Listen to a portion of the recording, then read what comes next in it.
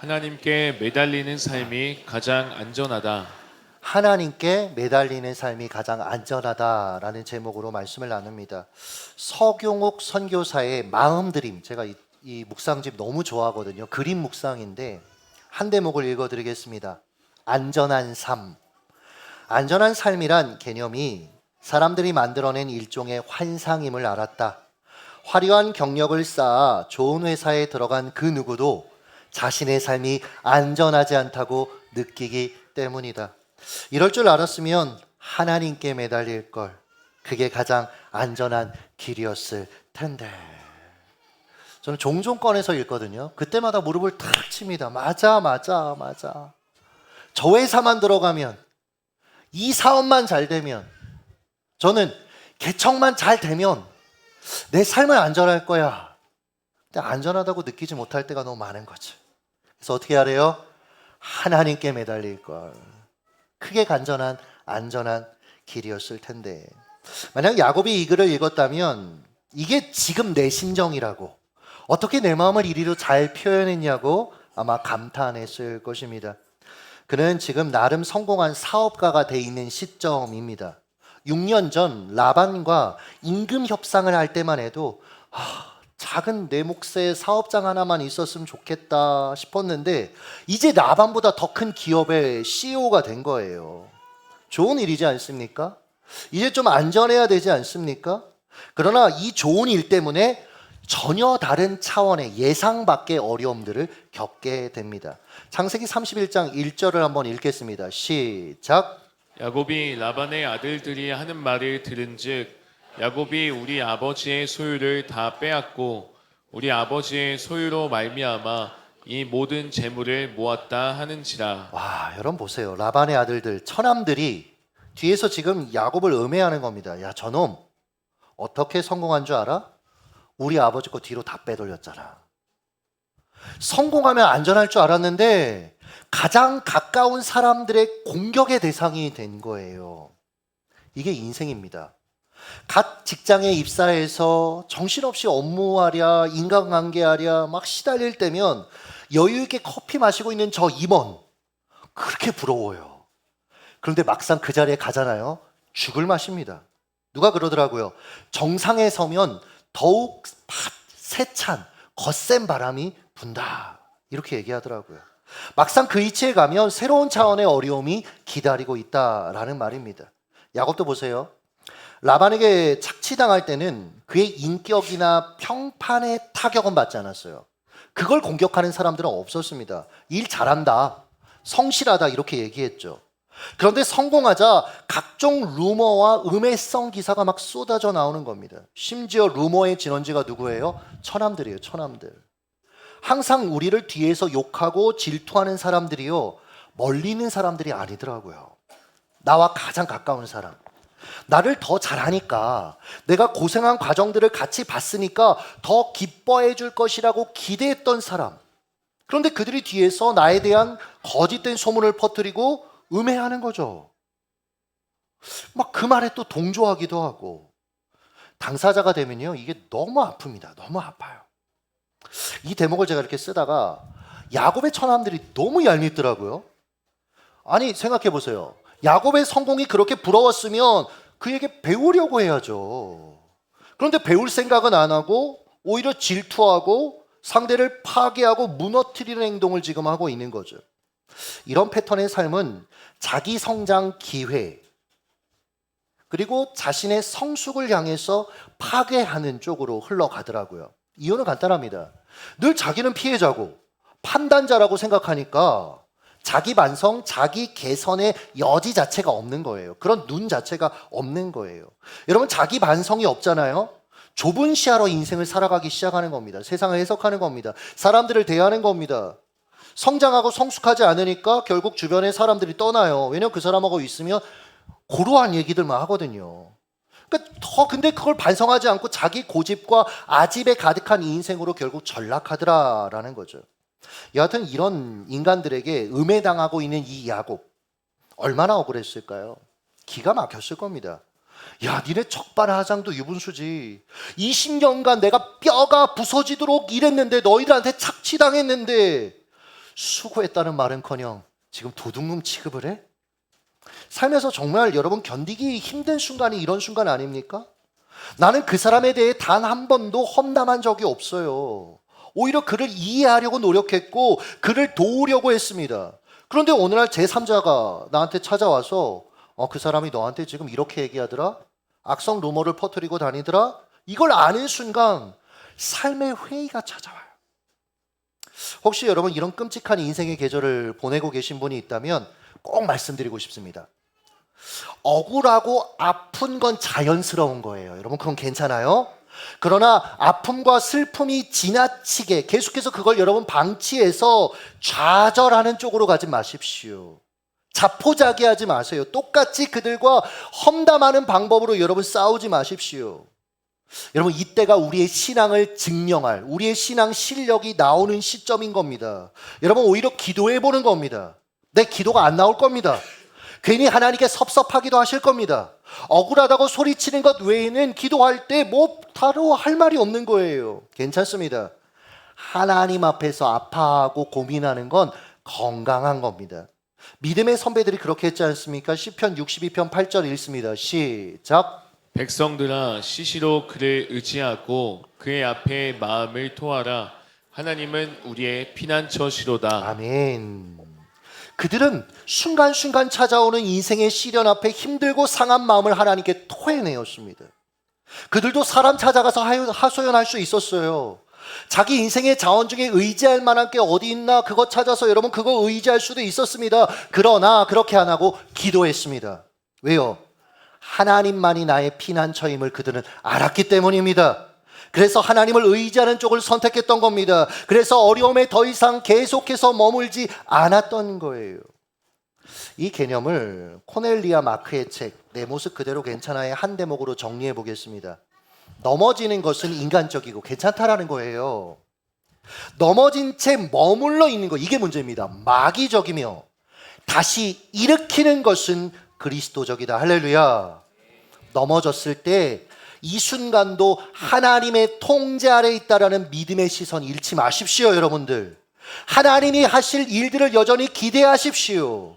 하나님이 하실 만한 일들을 선택하며 살아가 보는 겁니다. 물론 그렇다고 즉시 상황이 극적으로 바뀌는 일은 별로 없더라고요. 야곱도 보세요. 2절 같이 읽습니다. 시작. 야곱이 라반의 안색을 본즉 자기에게 대하여 전과 같지 아니하더니 세번역 성경을 보니까 자기를 대하는 라반의 태도가 이전과 같지 않았다. 야곱이 성공하기 전에 라반은 야곱을 이뻐했을 겁니다. 뭐 두 딸의 남편이기도 하고 자기 기업을 위해 무보수로 지금 착취당하면서 일해주면서 성과를 내니 얼마나 예뻐요. 그런데 어느 순간 자기보다 잘 되는 거예요. 야곱의 기업에 타격을 주려고 여러 가지 시도했습니다. 근데 흔들림 없이 오히려 그 기업이 성장하는 겁니다. 그러자 라반의 태도가 대번 달라져요. 군에 있을 때 구목 목사님이 성도들과의 불화로 갑자기 교육 신청을 내셔서 그냥 군교회를 비우고 교육기관에 들어가셨습니다. 그래서 상당 기간 이제 군교회가 교육자 없이 혼란스러움을 겪어야 되는 거예요. 결국 당시 전도사였던 제가 이제 병사지만 군 교회를 도맡아서 새벽기도 뭐 금요기도 주일 예배 뭐 청소년 예배 다 감당했습니다. 병사 신분이었기 때문에 여러분 제약이 정말 많았어요. 매일 밤에 야간 초소 위문하고 오면 혹시 이렇게 군종병들한테 커피 받아보신 분들 있습니까? 네, 그거 엄청 힘들어요. 끓이는 것도 힘들고 그거 주고 그럼 부대 들어오면 한 12시 넘습니다. 씻고 나면 한 1시쯤 자야 돼요. 그리고 다시 새벽 4시에 일어나서 준비하고 새벽기도 인도하러 가는 겁니다. 그리고 이제 하루 종일 이제 군종병 업무하고 또 설교 준비하고 신방하고 한동안은요. 신교도의 인원이 네가 왜 도대체 교회 사역하냐 이걸 마음에 안 들어했던 고참들 간부들은 직접적으로 이렇게 못하니까 고참들이 근무 시간에 장난을 쳤어요. 그래서 항상 새벽 1시부터 3시로 편성을 한 거예요. 그러니까 이제 제 풀에 네가 얼마나 버티나 보자. 그러니까 제가 가서 더 이상 못하겠어요 이렇게 만들려는 어떤 수작이었죠. 당시 정말로 잠이 부족했습니다. 그래서 하루는 화장실 청소를 하다가 그 군종병 중에 유명한 친구가 하나 있어요. 헌신적으로 사역을 하다가 순교한 그래서 그 군종병을 생각하며 나도 그렇게 되는 게 아니야, 이 생각을 제가 실제로 했었습니다. 당시 제 나이가 23살이었습니다, 여러분. 그래도 정말 마음 다해 하나님 맡겨주셨다고 생각하고 교회를 돌봤어요. 이 과정에서 하나님이 은혜를 주셨습니다. 그날 새벽 근무 중이었어요, 그날도. 당시 정복과장이었던 우리 교회 김성환 장로님하고 이름이 똑같습니다. 김성환 중이가 PK예요. 목회자 아들인데 교회를 안 다녀요. 그러나 저한테 친한 척하고 뭐 신앙 얘기도 하고 이랬던 분입니다. 근데 이분이 저한테 묻는 거예요. 야, 너 잠은 언제 자? 너 새벽 기도 가야 되잖아. 기회더라고요. 그래서 제가 얘기했죠. 거의 못 자죠. 근데 이분이 그날 아침에 전체 간부회의 때 중위밖에 안 되는 사람이 얘기했어요. 이러다 얘 정통형에 죽는다. 죽으면 책임질 거냐. 주장을 해주셔서 이후에 근무에서 완전히 제외가 됐어요. 시간이 흘렀습니다. 제대할 때쯤 새로운 군목 목사님이 오셨습니다. 괜히 너무 좋더라고요. 왜냐면 23살 이 아이가 뭘 그렇게 알겠습니까? 근데 이분이 이렇게 오셔서 하니까 너무 좋았어요. 근데 이분이 처음에는 잘해 주셨거든요. 근데 한 신방 자리에서 같이 동석하고 나서 태도가 확 바뀌었습니다. 그러니까 당시 군수참모, 그 사당 군수참모의 아내인 권사님이 이제 저를 좀 이렇게 칭찬해 준다고 이 목사님한테, 이 전사님이 정말 지금까지 애썼어요. 신방하고 예배하고 다 했어요. 근데 이분이 뭐라고 얘기하셨냐면, 그게 뭐 애쓴 겁니까? 자기한테 너무 좋은 기회였지. 맞아요, 여러분. 저한테 너무 좋은 기회였고 그 말은 맞는 얘기입니다. 근데 이렇게 전해지는 말 자체가 좀 아팠어요. 그대로 이분이 굉장히 저를 싸늘하게 대하셨습니다. 그리고 제대하는 날 아침 분명히 신고를 받기로 하셨는데 교회에 안 오시는 거예요. 그래서 제가 전화를 드렸더니 바쁜 일이 생겼다고, 잘 가라고. 그 뒤로도 연락이 없습니다. 여러분, 우리도 이 목사님처럼 내 밑에 있는 사람이 나보다 스포트라이트를 받을 때가 있을 거예요. 그때 어떻게 행동해야 될까 여러분 미리 생각하셔야 됩니다. 그리고 마음속에 결정하셔야 되는 겁니다. 라반은 여러분 야곱이 잘 되니까 어떻게 해요? 찍어 누르는 거예요. 음해하는 거예요. 안 좋게 대하는 거예요. 여러분 어떻게 대하실 겁니까? 저는 이런 일들을 누적해서 겪으면서 난 길을 열어주는 사람 돼야지. 후배들한테 길을 열어주는 사람이 돼야지. 그걸 결정했어요. 그리고 어떻게든 실천하려고 노력하고 있습니다. 그리고 오히려 우리 교육자들 잘 되는 거 보면 기뻐하고 즐거워하고. 그래서 이번에도 제가 영남신학대학교 특임교수가 됐잖아요. 길을 열어주는 사람. 그러니까 제 수업에 저희 목사님들을 넣었어요. 제가 학교에 전화를 해서 우리 부목사님들이 너무 탁월하다. 그래서 이분들 강의가 한 번씩 들어가면 목회하는 목회자들한테 너무 좋겠다 해서 우겨 넣습니다. 왜냐하면 저는 어떻게든 이분들의 길을 열어주고 싶어요. 그러니까 좋아요, 여러분. 같이 살아가니까 너무 좋아요. 아마 야곱은 자신의 잘됨을 불편해하는 라반을 보면서 오만정이 다 떨어졌을 겁니다. 이 타이밍에 하나님이 그에게 찾아오셔서 말씀하세요. 3절 읽겠습니다. 시작. 여호와께서 야곱에게 이르시되 내 조상의 땅 내 족속에게로 돌아가라. 내가 너와 함께 있으리라 하신지라. 돌아가라. 이제 네 조상의 땅으로, 네 고향으로 돌아가. 내가 너하고 함께 할 거야. 보세요. 상황이 적대적이고 함께하는 사람들이 나를 불편해할 때 옮기고 싶은 마음 당연히 들죠. 야곱도 그랬을 겁니다. 그러나 우리는 하나님이 옮겨라 라고 타이밍을 알려주실 때까지, 감동해 주실 때까지는 절대 야곱이 라반의 집을 떠나지 않았다라는 점을 기억하셔야 합니다. 즉 삶의 자리로 옮길 때는 힘들어서 옮기는 게 아니에요, 여러분들. 하나님의 말씀에 따라 움직이는 겁니다. 그래야 안전해요. 한편 갑작스러운 어려움은요, 내가 정리할 수 없었던 어떤 상황들, 미련을 한 번에 정리하는 하나님의 어떤 방법, 하나님이 여실 미래로 가는 지름길이 될 수 있다는 것을 꼭 기억하셨으면 좋겠습니다. 개척을 준비하면서 지금의 이병준 목사님, 그 당시에는 이제 신학생이었고 간사였어요. 이병준 목사님의 합류 문제로 이전 공동체와 갈등을 겪어야 했습니다. 제가 계획적으로 이병준 목사님을 빼내려고 준비했다, 지금까지. 그래서 그 교회에서 사역했다, 이런 식으로 이제 말이 퍼진 거예요. 이 말을 와전시킨 분이 제 후임 사역자였습니다. 더 당황스러운 건 제가 그토록 사랑하고 정말 무너진 공동체를 세우느라고 사역팀이라는 시스템을 만들었는데 그 당시 한 사역팀이 청년들 한 50명, 그러니까 교사 따로 사역팀이 있었어요. 근데 이 친구들이 그 말을 듣고 오해해서 저를 배척하기 시작하는 거예요. 너무 당황스러웠습니다. 그때 너무 아팠어요. 저도 어렸으니까. 이 답이 없는 거예요. 제가 그래서 고민하고 기도하다가 이병준 목사님께 전화드렸습니다. 목사님, 우리가 이렇게 오해받으면서 주의 일을 할 필요는 없는 것 같다. 그러니까 괴롭지만 기도하면서 하나님의 때를 우리 한번 보자. 하나님이 승리하게 하시는 걸 보자. 이병준 목사님이 얘기하더라고요. 그때 좀 섭섭했대요. 목사님이 나를 버리는 거 아니냐. 그러니까 목사님도 힘든 시간을 보낸 거예요. 그래도 신뢰하고 같이 기다려줬습니다. 이 과정에서 저도 많이 외로웠습니다. 의지할 곳, 마음 둘 곳이 김천에 없잖아요, 저한테는.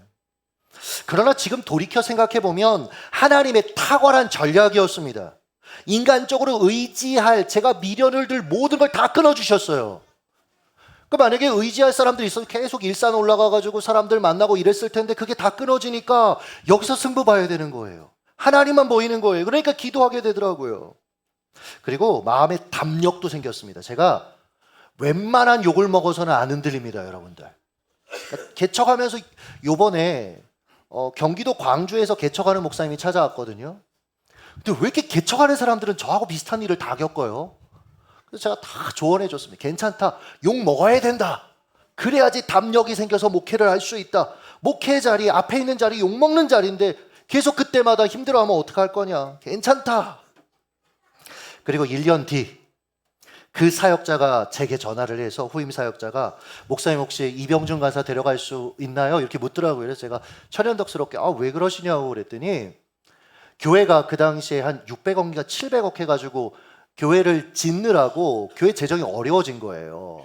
근데 이분이 계속 얘기했거든요. 이병준 목사도 이제 왜냐면 신학교 상위 클래스로 계속 올라가니까 그냥 간사로 있을 수는 없잖아요. 그래서 내가 담임 목사님한테 얘기해서 우리 청소년 교회의 서브 사역자로, 전도사로 내가 임명되게 할 거니까 조금만 기다려 했는데 말을 꺼낼 수가 없는 거예요. 본인도 막내고. 그러니까 고민하다 이분이 저한테 전화를 한 겁니다. 목사님 혹시 이병준 목사 좀 데려가실 수 있어요? 그래서 제가 이럴 때는 여러분 너무 호들갑 떨면 안 되잖아요.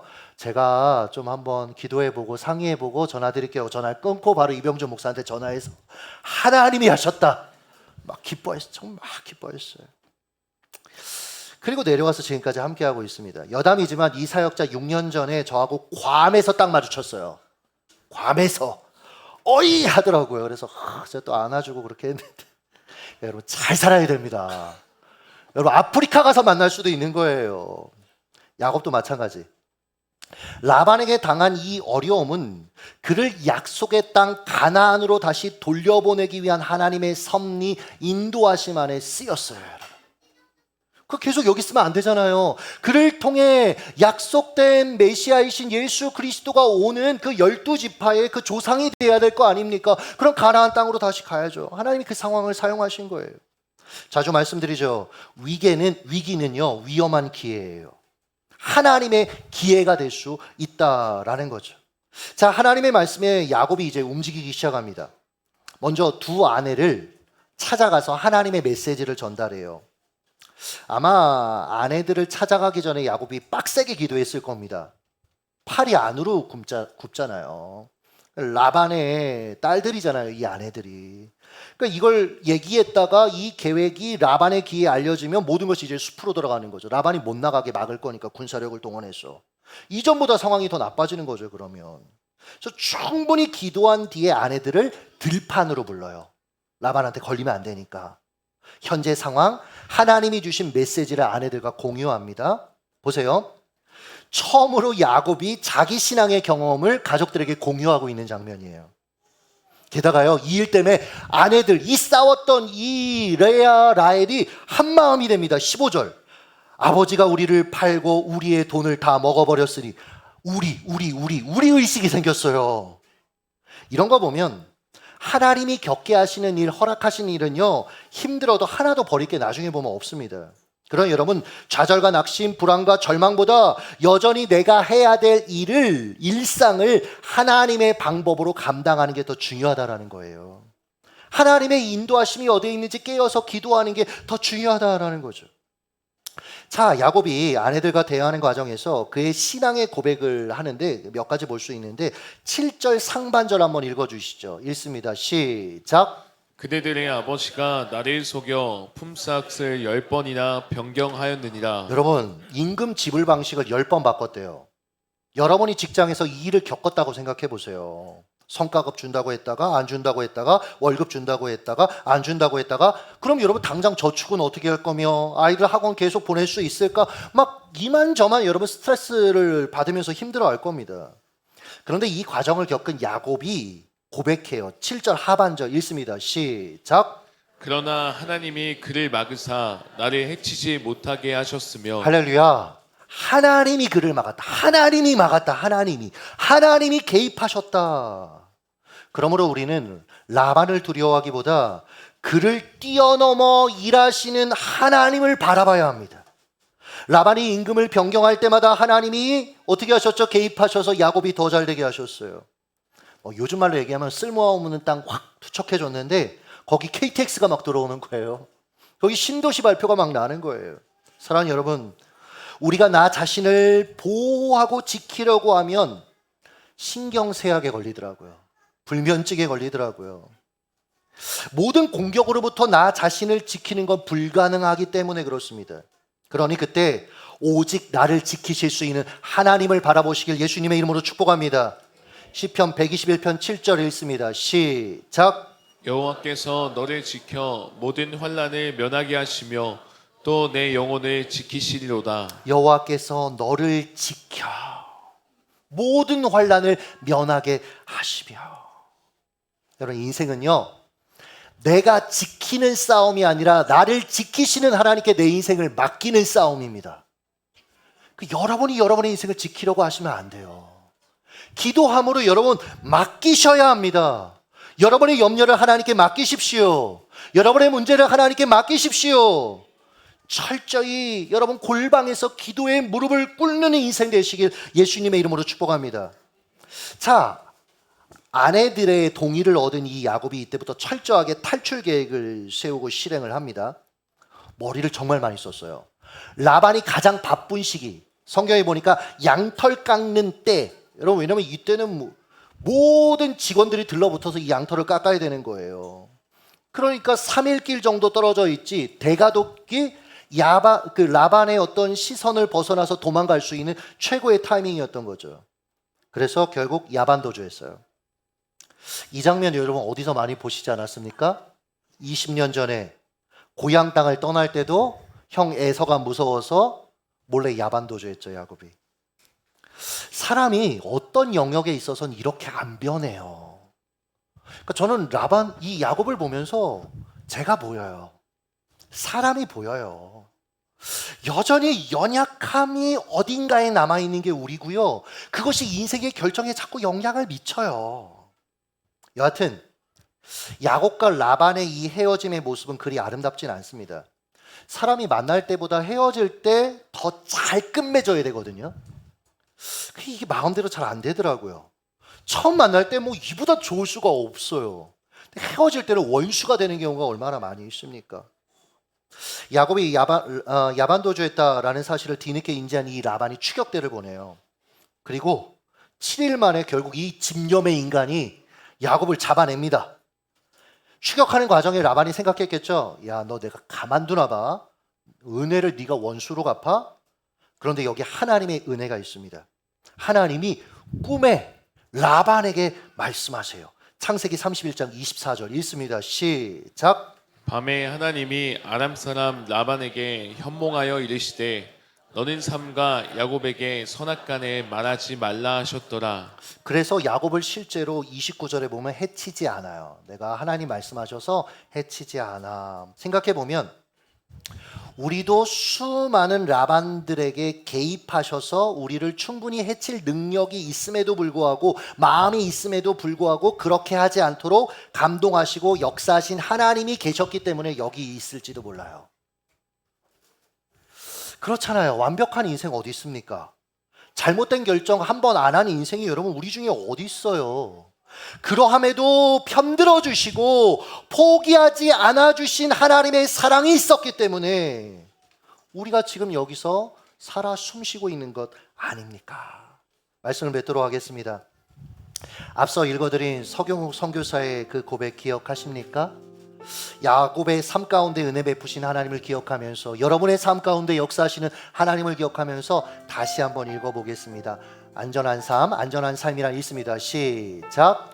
안전한 삶이란 개념이 사람들이 만들어낸 일종의 환상임을 알았다. 화려한 경력을 쌓아 좋은 회사에 들어간 그 누구도 자신의 삶이 안전하다고 느끼지 않기 때문이다. 이럴 줄 알았으면 하나님께 매달릴 걸. 그게 가장 안전한 길이었을 텐데. 네, 하나님께 매달리는 게 가장 안전한 길입니다. 한 주간 여러분, 우리 기도의 무릎을 꿇읍시다. 여러분, 삶에 풀리지 않는 문제들이 있잖아요. 노력해봤는데 안 됐다, 기도했는데 안 됐다. 여러분, 냉소를 머금고 있으면 나만 손해예요. 여러분들, 더 기도하십시오. 기도의 무릎이 있어야 그 과정을 통해서 하나님이 우리 안에 걸러낼 마음들을 걸러내시고 우리 안에 해결해야 될 삶의 모습들을 해결하시고 그 과정 가운데 결국 하나님이 하셨다, 하나님을 더 구체적으로 경험할 수 있도록 우리를 이끌기 원하신단 말이에요. 우리는 문제 해결이 관심이지만 하나님은 그 일을 통해 우리가 예수 닮도록, 우리가 하나님 나라의 일꾼으로 성장하도록 더 안전하게 우리를 지키시길 원하신단 말이에요. 다시금 무릎을 꿇으시는, 하나님께 매달리는 저와 여러분 되시길 예수님의 이름으로 축복합니다. 기도하겠습니다.